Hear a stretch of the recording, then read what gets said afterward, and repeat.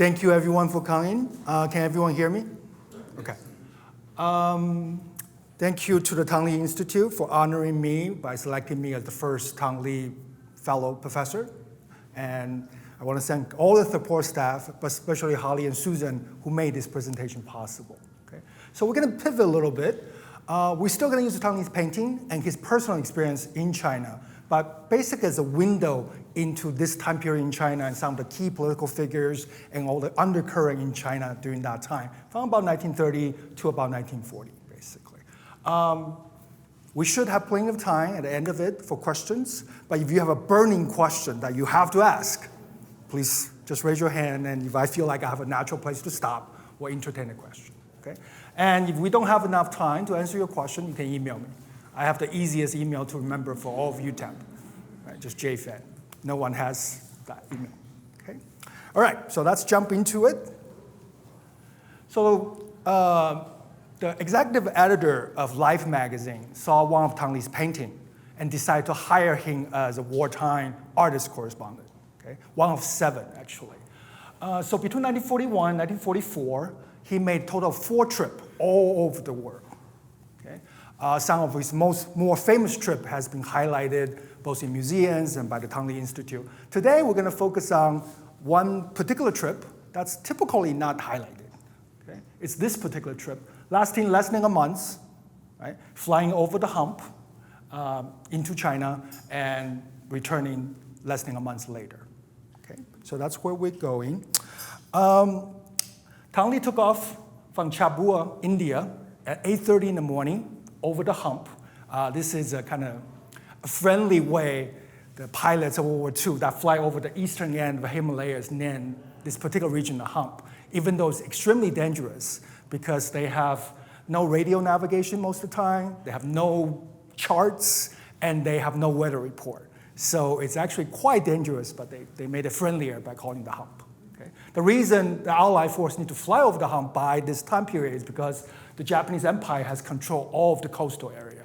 So for military aid, financial aid, or foreigners, you can travel through Central Asia by land, that will take forever, or you got to fly over the hump. Okay? So 8:30 in the morning, he took off from Chabua, India. 2 hours and a half later, he was in Kunming, China.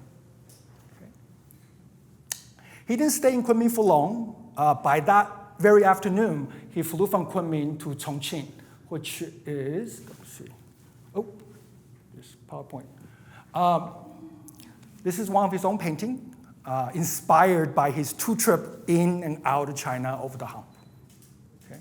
So if you don't know the history of flying over the hump, it looked pretty tranquil, but the chance could be as low as 50-50 if you make it or not. So, from Kunming, he made it to Chongqing, the wartime capital of China.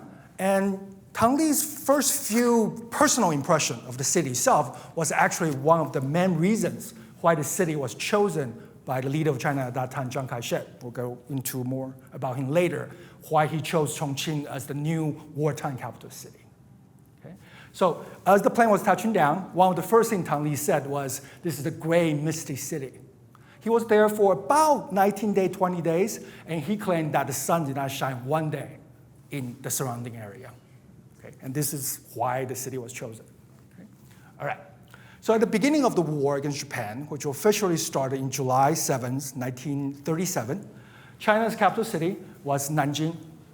Okay? Now, the modernized Japanese war machine dominated Chiang Kai-shek's force. So by November, the most prosperous city of China, Shanghai, was taken. Okay? Chiang Kai-shek put all his force in Nanjing, hoping to defend the capital city, but by mid-December, the city was sacked as well. Okay? So the goal was to move inland along the Yang-Tze River, there's a river here, for transport, right? So it's easier to move inland. Initially, the choice was city of Wuhan. Okay? Now, typically, foreigners doesn't know about this city, even though it's a major city, but after the last couple of years, everyone knows Wuhan now, right? So that's that city. Okay? Now, unfortunately, Wuhan is not far away enough from the Japanese air raids. Even before Wuhan was designated a temporary capital city, the Japanese air bombing had bombed the major city along the Yangtze River. So by October 1937, before Chiang Kai-shek even moved there, the city was basically in ruins. So by the time they got there, they decided this is not far enough, not safe enough, let's keep going inland. And that's why they made it all the way to the city of Chongqing. Okay. You will notice the spelling is a little different here and there. It's because the Chinese is rendered into Roman alphabet in two different systems, right? So they are both translated phonetically. That's why sometimes they're slightly off. But when it's different, I will show you both spellings so you know which city I'm talking about.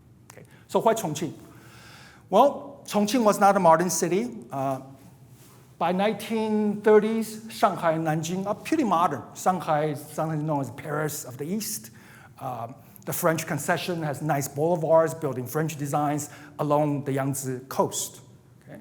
As you move inland, however, there's no electricity, there's no natural gas, there's no cable cars, no automobile, none of that. So why here? Well, it's far enough from the Japanese bombing. Okay? More than that, during late summer, starting from July until beginning of winter, the city of Chongqing is almost always covered in fog. So it's a natural protection against air raids. At this point, Chiang Kai-shek basically doesn't have an air force to fight the Japanese. So whatever help they can get is what they're going to get. And that's why that was chosen as the capital city. And if you think back to this slide, let's see if it works.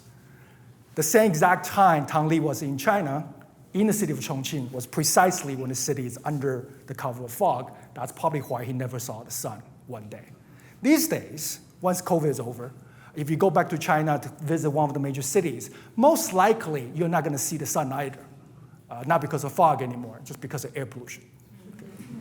I was in China for 14 days in Beijing. On the last day, I finally saw the sun. Not a bright sun, just like a glow just behind the dirty clouds. Okay? All right. So Tom Lea touched down, and right away he started painting, sketching the people, the surrounding landscape. Right? Now, most of his portraits and landscape was published in the July 10th, 1944 edition of Life. So that's the cover, and that's the first picture, titled China Patriarchy. Tom Lea, as an artist correspondent, actually made meticulous entries, brief entries, about where and when he made those sketches. That way he can trace back. Right? Most of the time, he preferred to do it from live subject, and this cover picture is actually one of the few times he took pictures first and finished portraits later. So here's the picture. Okay, you can see it, right? The grandfather in the back. He kind of changed the perspective of everybody in the foreground a little bit. Okay. Right. There were a total of 5 paintings, that was featured by this particular issue of Life magazine. In fact, these are the only paintings from Tom Lea about China that was published. He made other paintings, but they were unpublished by Life magazine. Okay. The next 2 in this issue were these 2. Titled City Hills and Streets. And you can tell, even from the painting, it's kind of gray and misty, right? Okay.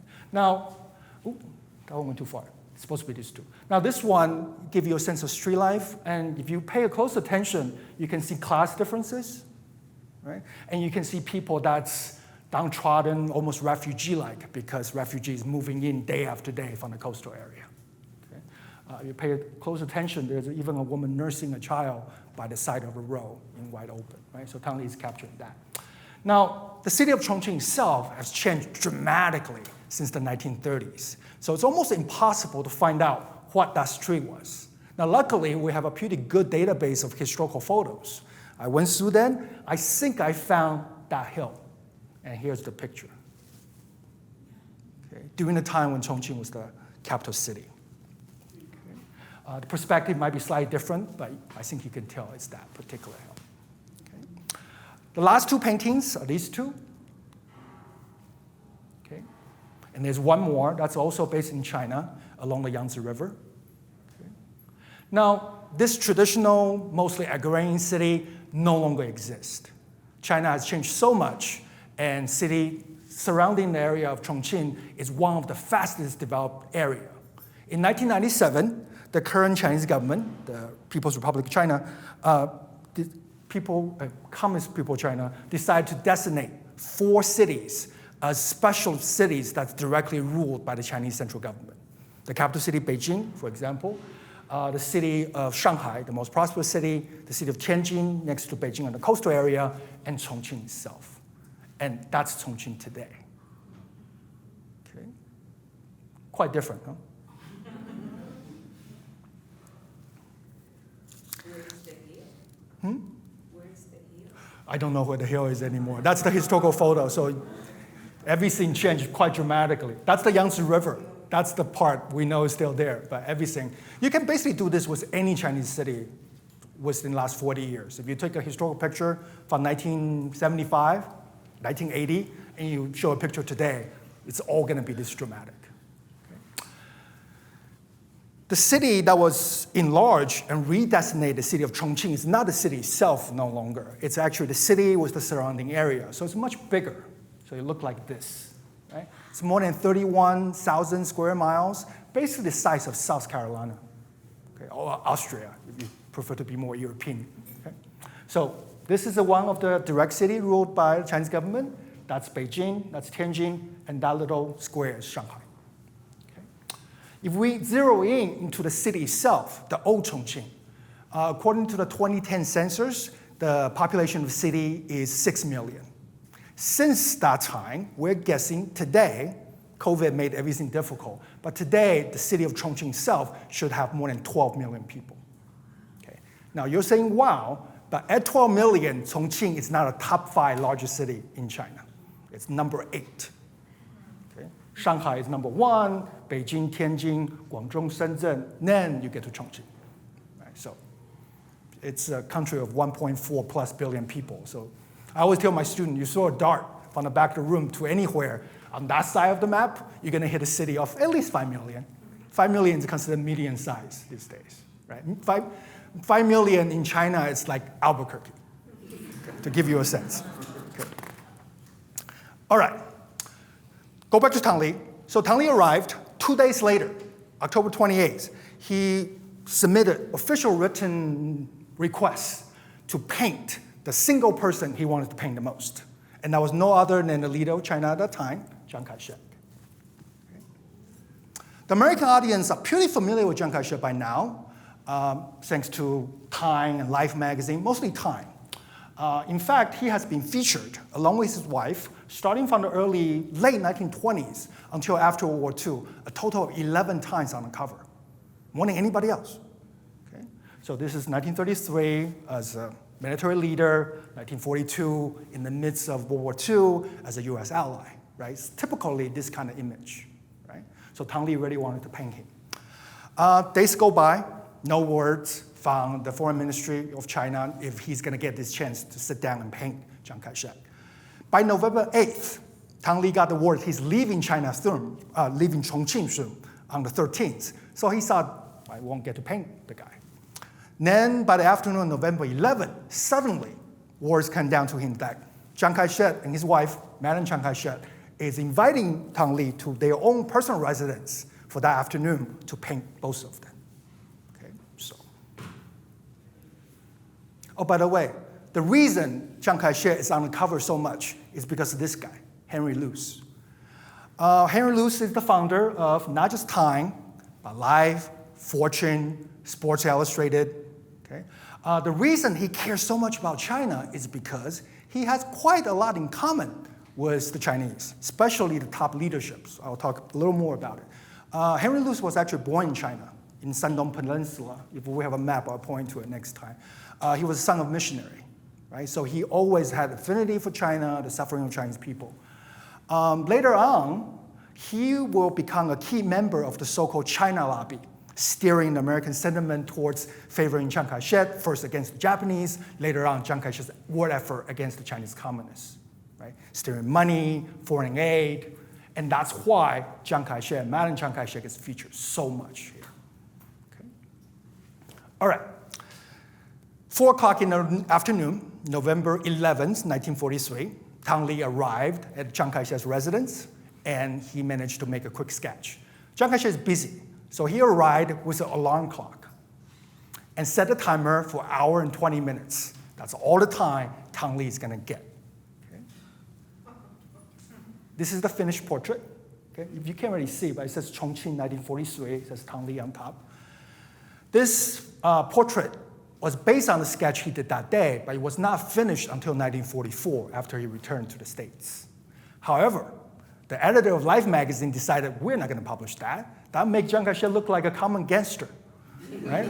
This is the image they're used to, right? The hero, not that one. So that one is in an archive somewhere or in the Tom Lea Institute. You're not going to see that picture.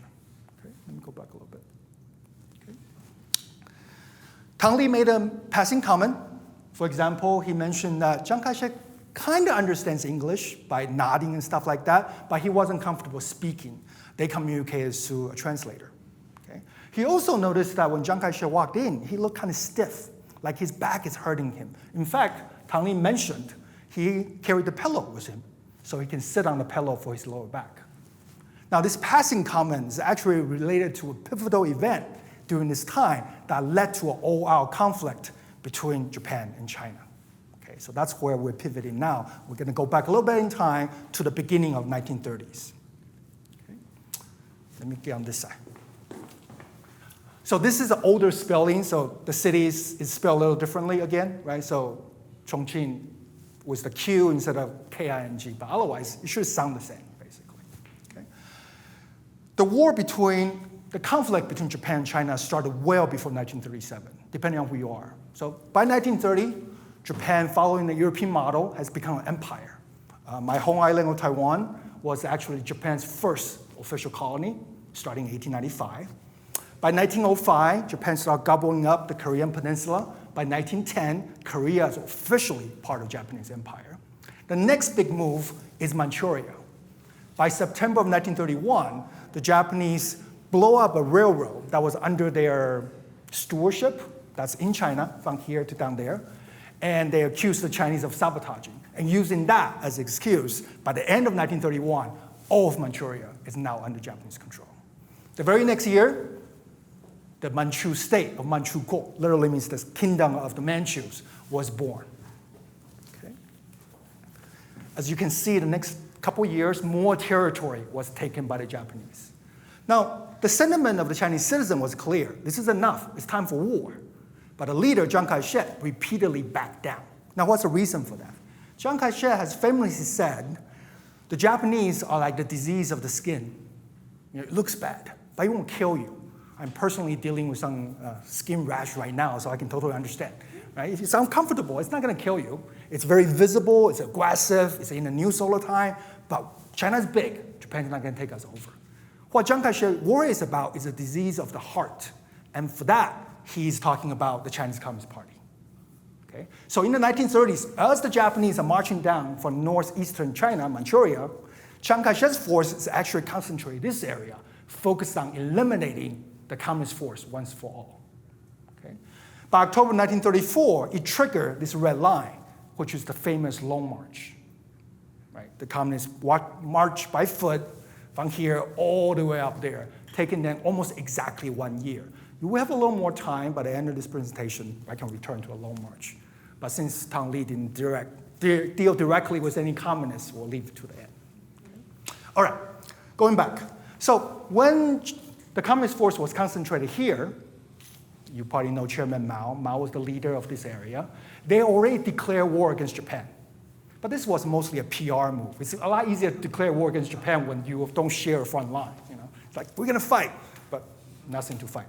So after the Long March, when they went to Yan'an in north-central China, they continued to call for a united front, which is basically a temporary truce between the nationalists under Chiang Kai-shek and the communists. Stop fighting each other. That's unite and fight against the common enemy, who's getting stronger every day. But Chiang Kai-shek insisted, despite what the communist says, despite public sentiment from student protests, from the intellectuals within China asking for a joint force, he continued to insist we must eliminate the communists first. Okay? Now, one particular person who's sympathetic to the communist plea is no other than this guy. So that's Chiang Kai-shek, older Chiang Kai-shek in probably 1935-ish. Okay? So Zhang Xueliang is a military general, one of the greatest under Chiang Kai-shek's command. His hometown is Manchuria, the capital of Mukden. Okay? His father was a warlord, initially supported by the Japanese, making his father the most powerful warlord. But when he became too powerful to control, the Japanese assassinated him. Right? So he's holding a grudge against the Japanese. By 1931, his hometown, his home territory, Manchuria, was lost to the Japanese altogether. Chiang Kai-shek specifically ordered him to stand down and retreat south of the Great Wall. And now fast forward to 1936, he's stationed here in the city of Xi'an. These days it's spelled that way, X-I-A-N. Okay? Week after week, starting about October, Chiang Kai-shek is getting restless. Telegraph Zhang Xueliang day after day says, finish the communists. The communists have no air force. Their supporter, most of them were lost on the Long March. This is the final blow we need to finish the communists. But Zhang Xueliang basically sat on his hands and didn't do anything. Because by now, he's buying into the communist narrative. He's not a communist sympathizer at all. He simply is wondering, why are we still fighting each other when we clearly have a common enemy? By early December, Chiang Kai-shek is fed up. He flew from the city of Nanjing, right, into the city of Xi'an to face Zhang Xueliang face to face. Zhang Xueliang tried a last-ditch effort to convince the commander that, can we please stop fighting each other, let's focus on Japan. And Chiang Kai-shek won't back down. And basically, Chiang Kai-shek said, if you can't do the job, then I'll fire you and get someone else that can do the job to do this job. Okay? Negotiation, headbutting continued. By the night of December 11th, Chiang Kai-shek had enough and fired Zhang Xueliang on the spot. At the dawn of December 12th, which is the infamous Xi'an incident, now, when Chiang Kai-shek flew from Nanjing to Xi'an, he only took a team of bodyguards. He flying deeply into a territory supported only by troops loyal to him. So at 4 o'clock on December 12th, troops loyal to Zhang Xueliang stormed Chiang Kai-shek's headquarters, killing most bodyguards. They couldn't find Chiang Kai-shek for a while. Eventually, they found him. He was hiding in a nearby cave by the mountainside. And hiding, running from the troop that particular day is how Chiang Kai-shek hurt his back. Okay? So I don't think Tom Lea knows that, but that's related to this. Okay? Now, what happens next? From December 12th until Christmas Day in 1936 was a very tense period in China. Negotiations, military maneuvering, they were basically figuring out how can we rescue our beloved leader, Chiang Kai-shek. By December 25th, Chiang Kai-shek gave verbal agreement to Zhang Xueliang, basically saying, okay, I give in. I'm not going to fight the communists anymore. We're going to join forces, and we're going to fight the Japanese. Right? So this event paved the way for the eventual all-out war. Okay? So 7 months later, when the Japanese did what they did again year after year, which is starting an incident and using the incident to gobble up more territory, this time Chiang Kai-shek couldn't back down. So the war officially started on July 7, 1937. Okay?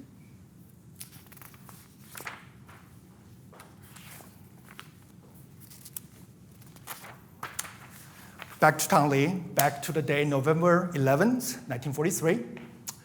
Hour and 20 minutes goes by, the alarm clock goes off, Chiang Kai-shek is done. He walks out of the room. A comes in, tells Tom Lea it's time to go meet Madam Chiang Kai-shek. Now, to call her Madam Chiang Kai-shek is actually a disservice. In a lot of ways, she's probably more famous than Chiang Kai-shek. So you should know who she is. Her name is Song Mei Lin. Okay? And this is the finished portrait that Tom Lea sketched that day.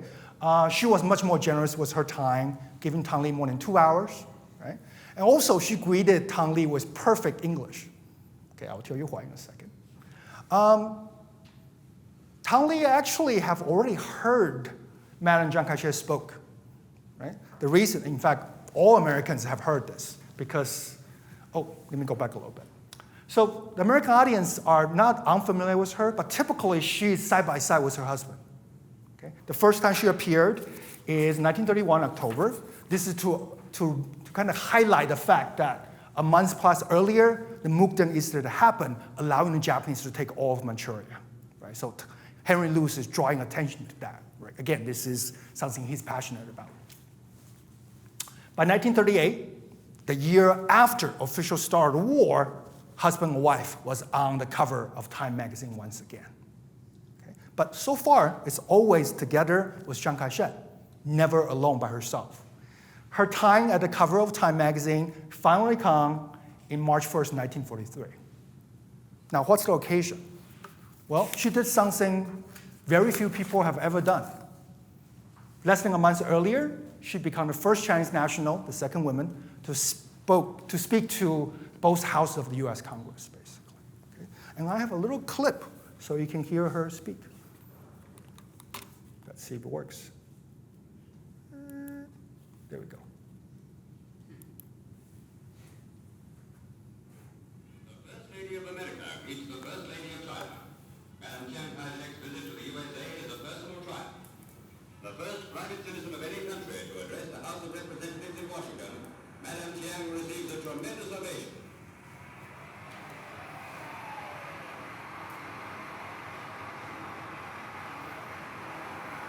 First of all, I want to assure you that the American people have every right to be proud of their fighting men in so many parts of the world. We in China, like you, want a better world, not for ourselves alone, but for all mankind, and we must have it. Now remains for you, the present representatives of the American people, to point the way to win the war, to help construct a world in which all peoples may henceforth live in harmony and peace.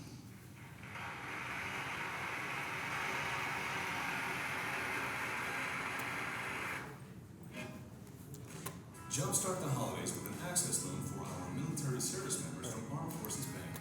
Visit our website for fast approvals and flexible Okay. Now, at the beginning of the 20th century, China is still deeply a patriarchal society. It's changing today. If we have time, I can talk about why it's changing today. So for most families, especially elite who has the means to educate their kids, typically the parents will concentrate all their resources on only educate the boys, right? Because how high the boys climb socially is tied to the fortune of the family. And typically parents simply hope that the daughters can find the right family to get married, and that's all they care. Okay? Now, one family in particular, however, was a little, what's going on here? There we go. Was a little different. This particular family has 3 daughters and 3 boys. And it's the 3 daughters that go on to do great things and overshadowing their brothers. And this was no other than Song Mei-lin's family. Okay? Together, they're called the Song sisters. Okay? Can you pick out which one, sir? It's probably difficult. Huh? Which one? The one on the left. No. She's the youngest one, that one. Okay? Being the youngest one, when the girls were younger, in their teens and their 20s, they typically post in birth order. So that's the oldest sister, middle sister, and the youngest one. Later on, they will change. But right now, they're like this. Okay? Now, all 6 brothers and sisters got a modern Western education in the United States. Right? When she was speaking earlier, did you hear her accent? Not accent as in Asian speaking English, but do you hear a particular regional accent from the United States? Anybody? When she was younger, she had a much stronger accent. By the time she was making that speech, her accent kind of faded a little bit. She actually had a very strong Southern accent when she was growing up, because all 3 sisters were first educated at, wait for a second. They were first all educated in Macon, Georgia. So, all right. Now, before we get to the sisters, we have to start with the dad. Right? Here's the dad, Charlie Song. Okay? Now, his life started out as a typical Chinese, very downtrodden. In fact, he was born with the surname of Han, H-A-N. But by the age of 12, one of the father's relative, uncle's relative, for Chinese people, everybody is all uncles and aunts, not very related. But one of the uncle's family friend is childless. And his own family is too big, they couldn't support everybody. So they give away this boy to continue the line of that family. And that's how he became Song. He followed his new dad first to Cuba, then to Boston, and finally made his own way down to South Carolina, in Wilmington, South Carolina. Okay? There, locally, he was adopted by a local church, basically, who supported him and wanted to educate him and train him for the purpose of turning him into a Christian missionary and send him back to China to save lives. Okay? So, let's see. By 1880, Charlie he converted and he got baptized. So Charlie is actually his Christian name. Okay? Now, one of the supporters of the church was actually a big donor of a college nearby. Back then, that college was known as Trinity College. Today, it's known as Duke. So Charlie was Trinity College's first international student, actually. For some reason, he didn't like the Duke. Maybe he didn't like the basketball team. So a year later, he transferred to Vanderbilt University and to major in theology. And that's his graduation picture. Okay? He graduated, and he went back to China in 1885. Okay? The goal, again, from the very beginning, was to turn him into a missionary. Initially, he was. But quickly, he changed career paths. Missionary wasn't making a lot of money. So he got into the cigarette business, the textile business, but he didn't forsake the law altogether. He still printed Bible in Chinese for the small readership that was in China. Christianity in China is a very tiny sliver, no more than 5% at any given time. Okay? But the top leaders are all Christians, like Henry Luce, like the Song family, and that's why they're tight, and that's why there's always a connection, and that's why they feature so much on Life, on Time magazines. Okay? Charlie returned to China. The very next year, he got married, and he produced total 6 kids. And Eileen, the oldest sister, was the oldest one. And she will be sent back to Macon, Georgia. This is a private women's school, right? Wesley College in Macon, Georgia, where she's educated. Okay, so we'll get to that a little later.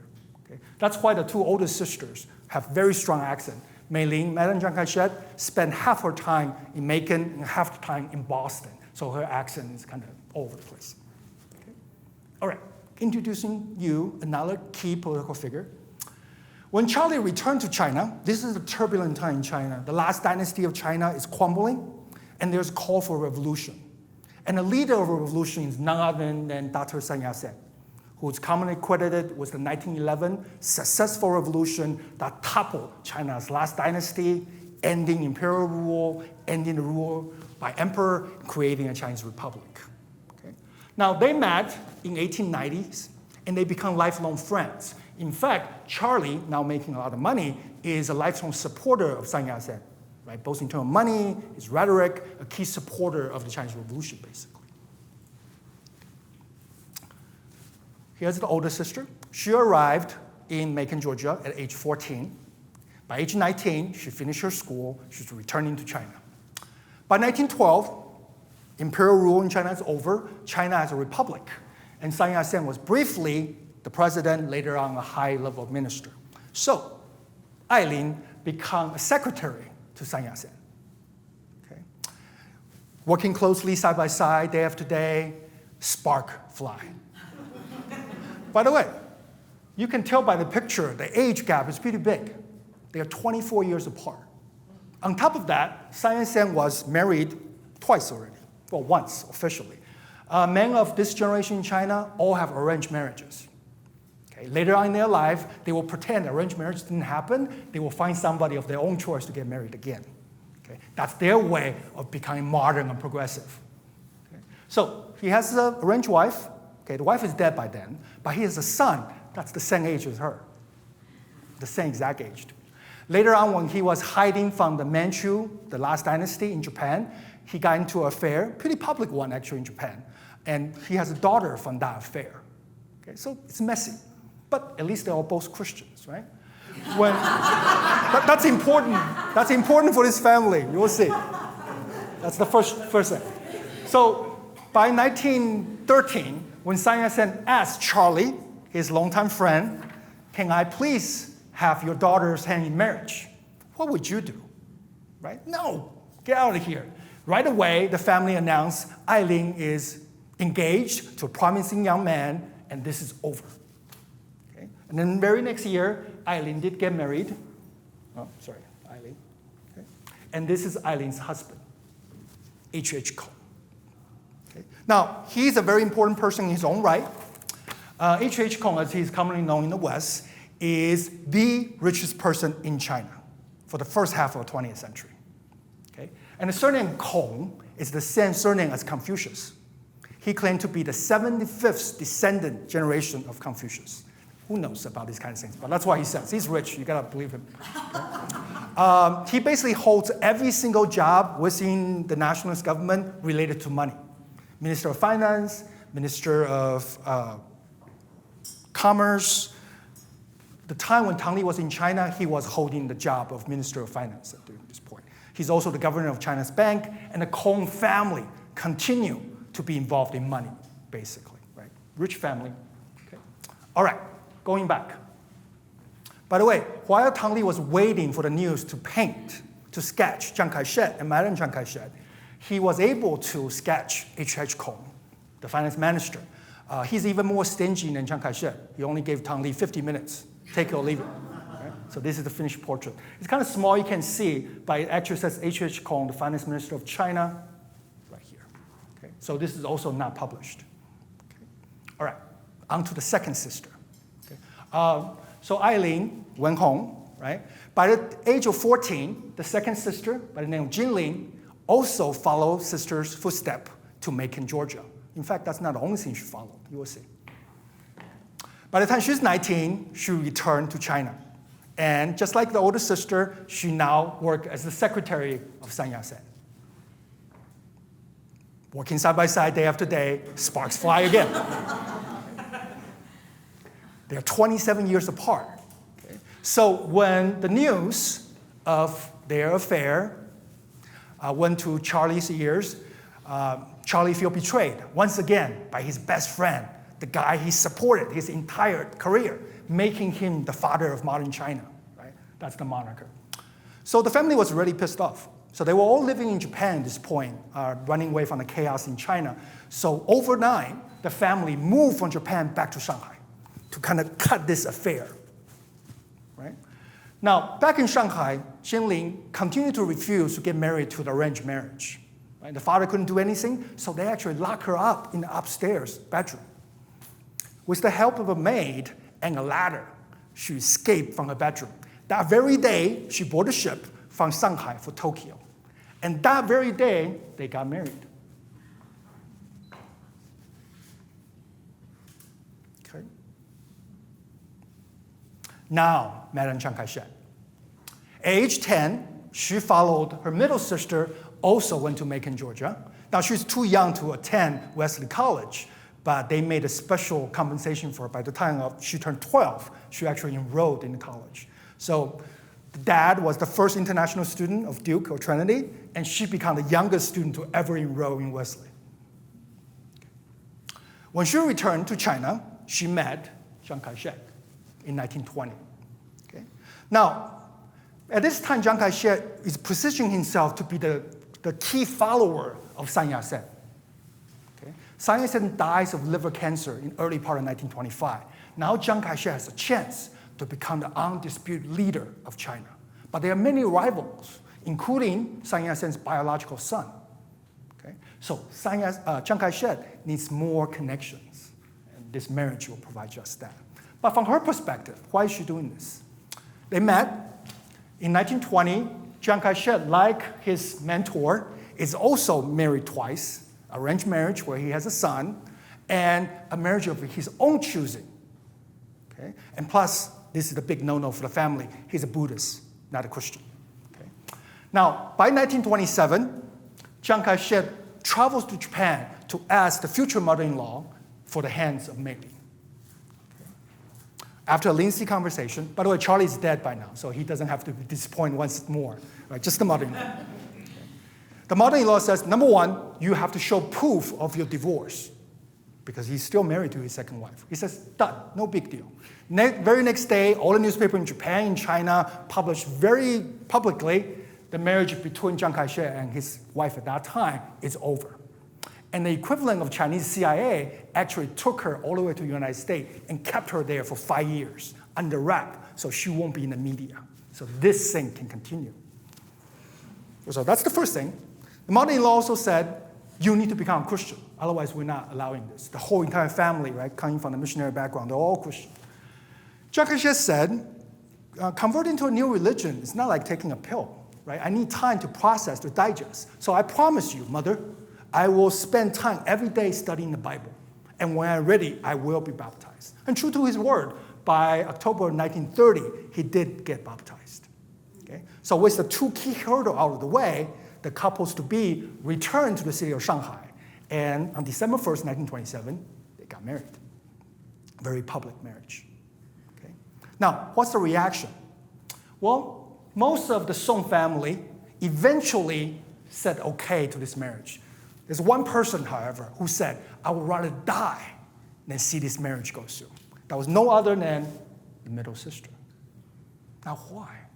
Well, the middle sister sees right through Chiang Kai-shek and knows this is a political marriage and nothing else. Because when the husband died in 1925, within days, he proposed to her. Because Chiang Kai-shek doesn't just want to be a follower of Sun Yat-sen, he wants to be family, so he can compete with the biological son. So through this marriage, now he is family, right? Brother-in-law linked. He's also brother-in-law to the Kong family, who has the money. He needs the prestige, he needs the money, he already has the military. With all three factors under his belt, Chiang Kai-shek will become the most powerful man in China. Now, how about her perspective? When the middle sister did not approve this marriage, they actually had a falling out. The two sisters didn't speak to each other for the rest of their life, other than 2 occasions. Okay? Now, she sees it as she being used by Chiang Kai-shek, but it's actually not like that. She has agency as well. She sees her own marriage to Chiang Kai-shek no different than her marriage to Sun Yat-sen. Both sisters see the man they're marrying as the person that was going to save China.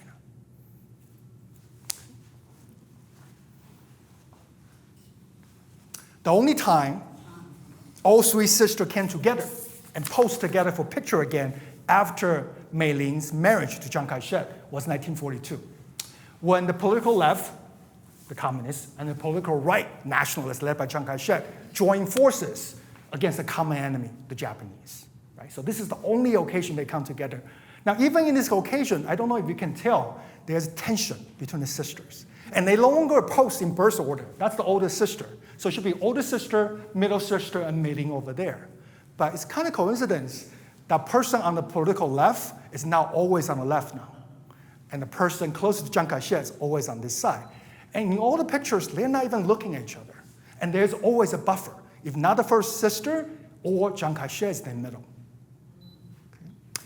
After the war against Japan is over, the family picks sides. Okay. Jinling, the middle sister, basically become the black sheep of the family, the only of the 6 siblings to side with the political left, the Chinese Communist Party. Everyone else sided with Chiang Kai-shek and the nationalists. After World War II is over, followed by a civil war between the nationalists and the communists. At the end of the Civil War in 1949, communists won. And all of the extended family actually left China. Some of them went to Taiwan. Most of them went to the United States. She's the only one who stayed behind in China. Okay. In fact, on October 1st, 1949, when Chairman Mao stood in front of Tiananmen Square and proclaimed the establishment of PRC, People's Republic of China, the picture you see doesn't have her, but she's just off the frame. Right? She's supporting Mao. Not for Mao personally, but she believed her husband's vision was a more unified, more pro-left version of China. And she just doesn't like Chiang Kai-shek. She made her choice. Now, what happened to them afterwards? All 3 sisters outlived their husbands. Okay. Eileen, right here, lived until 1967. And the extended family, the Kong family, basically stayed in money. Some of them worked for Chiang Kai-shek's government in Taiwan, but most of them took the money they made during the war years and invested in real estate and different kind of business. So they own street after street in New York. Okay. And briefly, one of the descendants of this particular branch of family tried to re-engage politics in Taiwan, but very quickly that faded. So they're just about money now. They don't do politics. Okay. Eileen, the second sister. She passed away in 1981, and for 56 years after the passing of her husband, she served as a steadfast widow to her husband's memory, and husband's vision, basically. And she made a point not to join the Chinese Communist Party, because that's not the intent, right? She's not choosing sides. She's simply staying in China. It was only days before she passed away, she got an honorary membership of the Chinese Communist Party. We're not even sure if she wanted to do it or the party kind of made it happen, basically. Youngest, Madame Chiang Kai-shek, Song Mei-ling, lived into the 21st century. She lived for 105 years old. Outlived, not her husband, and she doesn't have a biological son, but she outlived the grandchild's generation as well. Right? That's how long she lived. She died in New York in her Park Avenue little apartment, 2 million apartment. So.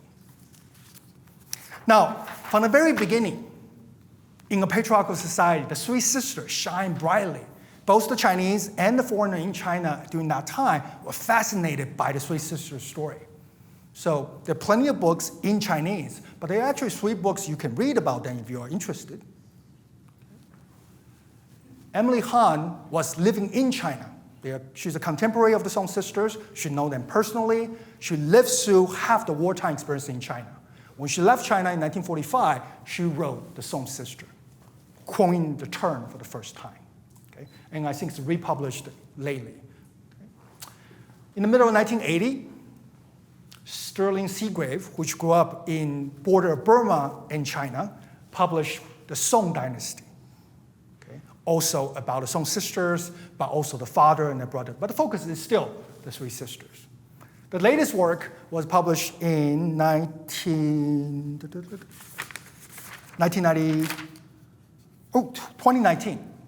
right? The brand new book by Joan Chen. You might know her. She's the author of Wild Swan, about peasants' experience in China during the Mao years. Okay? So there's a saying related to the 3 sisters, which is unfair, but that's how the Chinese public remembered it. The saying is, the 3 sisters, one loved money, one loved power, and one loved China. Okay? So money, power is actually Madame Chiang Kai-shek, right? And the one who loved China, because it's from the Chinese Communist point of view, is the one who stayed in China, Jin Li. Okay, so, the fascination was then did not stop at books. In 1997, the Hong Kong movie media actually made a movie about the 3 sisters. Okay, it's on the internet somewhere. You can look it up if you like. Okay, so if you want to read, like my students, you can just watch a movie. All right, back to Tom Lea again. By November 13, Tom Lea was he was ordered to leave the city of Chongqing, back to the city of Kunming, where he flew in the first place. Upon landing, he met a key political figure that played a part in China's war effort against Japan. American, actually. No other than General Shen Nu. Okay. Now, let me go back a little bit. Between 1937 until the middle of 1941, Chiang Kai-shek wasn't getting much help from the Allies. Okay? In fact, the biggest gap between China's armed forces and the Japanese armed force is in the air. The Japanese fighters can basically go anywhere, bomber can go anywhere, they don't have to worry about anything. Surprisingly, it was the Soviet Union in the initial war years that sent help to China.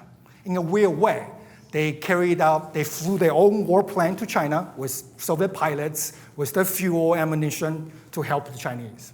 By the time World War II started in Europe, the number of pilots, the number of airplanes decreased. By the time Germany attacked, right, in 1941, the aid stopped altogether. Enter Shen Nu. In April of 1937, Shen Nu was only a major in the army. He resigned because he had a job waiting for him, a job to be an advisor of Chiang Kai-shek in China. By June, he got to China, he got that job. By the time the war officially started, he became the key advisor, the advisor for Chiang Kai-shek's non-existing Air Force. Okay. Now, just to give you a sense what the state of Chiang Kai-shek's Air Force is like, by right around the time of Pearl Harbor, right before the U.S. declared war against Japan, Chiang Kai-shek had a total of 37 fighters and 31 bombers, the Soviet style, that cannot fly at night. That's the entirety of Chiang Kai-shek's Air Force. Meanwhile, the Japanese had nearly 1,000 brand new Zero fighters based in China and about another 300 based in Indochina, today's Vietnam and Burma. Right? So by the time Chenu was sent to Washington, D.C. on behalf of Chiang Kai-shek, we need all the help we can get. The purpose of this trip was to basically make the U.S. become the Soviet Union and send us as many pilots, as many transports, as many planes, ammunitions, fuels, everything we need to have an Air Force, basically. Okay. So Chenu went on to recruit roughly 300 people from all three branches of the U.S. Armed Forces, about 100 pilots, roughly 200 ground personnel. Right? And this became Chiang Kai-shek's Air Force, basically. Now, officially, they're known as, on that day, when Tom Lea made Chenu, he also made this portrait. Okay.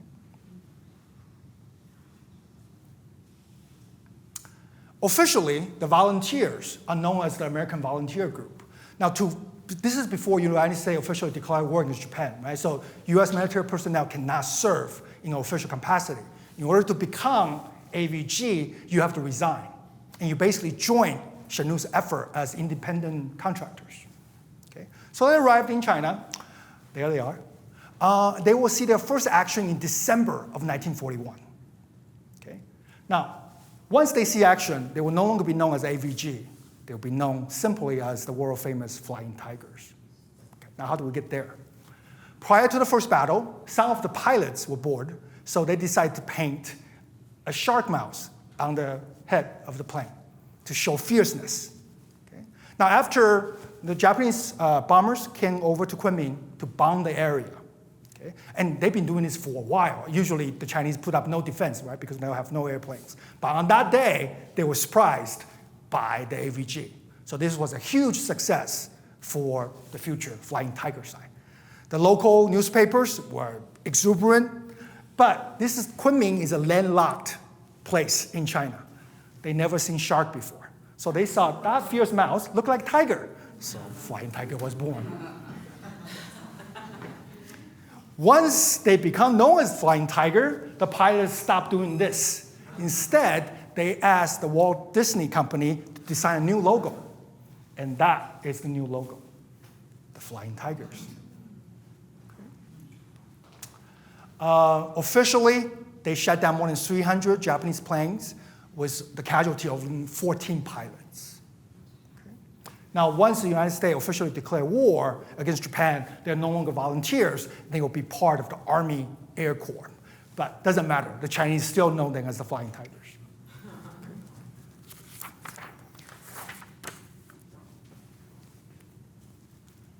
Now, why is the Japanese coming to bomb Kunming, which is right here? Remember, Chongqing is actually off the map, all the way over there. Why are they bombing here? It's in the middle of nowhere. Well, because this is the destination of all the foreign aid that's coming into China. Now, Chongqing is far away from the coast. The Japanese cannot bomb easily, even though between 1937 and 1941, the city suffered nearly 280 air raids. Okay? But the problem with Chongqing is so far away, foreign aid cannot get into that city. So Kunming became a destination for foreign aid. Initially, aid come from here. The British controlled Hong Kong through Chinese-controlled railroads. But very quickly, by October 1938, the entire coastline was lost. So that route of foreign aid was dead. Next, Allies start sending aid through French-controlled Vietnam, from Hanoi through railroads to Kunming. But by September 1940, Vietnam was now under Japanese control. So that's dead. Next, Chiang Kai-shek ordered mostly Chinese elderly women and kids, 100,000 of them, building by hand mostly, the famous Burma Road, connecting Kunming to the border of Burma, which was still under British control. Okay? They started building the road in beginning of 1938, took them the whole year to finish the Burma Road. Now, to call this a road is being generous. I actually interviewed a driver who He might be dead now, but he was still alive when I interviewed him for my book. He says driving, as you can see, is extremely dangerous. This part of China rains a lot, and this is all mud. So on one of those crazy turns, one wrong move, you're down the cliff. There's no guardrails, nothing. At night, you cannot turn on your lights because that's for the Japanese air to bomb, right? But becomes the lifeline of Chiang Kai-shek for a while, until 1942, when the Japanese controlled Burma as well. So at that point, the last road was the Ledo Road that's coming into Kunming. And that's why the Japanese concentrated bombing of this area, even though it's not a capital city. Okay? And that's why they were totally surprised by the Flying Tiger. Now, as the Japanese become aware of the Flying Tiger, now when they go into air raids, they look for them. So eventually, the Flying Tiger pilots were shut down. And the Chinese want to make sure they're protected, so they issued then the famous bloodshed. Okay? By the way, Tom Lea also got one when he arrived in China. All US personnel before official declaration of war, if they're in China, they get this. And it says, 来华助战洋人, foreigners who come to China to help with the war, 军民一体救护, soldiers, citizens together should save them and protect them and deliver them to safety, basically. Okay? So that's the initial design. Now later on, because the Flying Tigers become like that. Right? Tom Lea got that one. Tom Lea did not get the Flying Tiger one. Okay. Tom Lea made a quick sketch in the city of Kunming while he was hanging out with the pilots of the Flying Tiger. And here is the quick sketch. And you can see, there they are.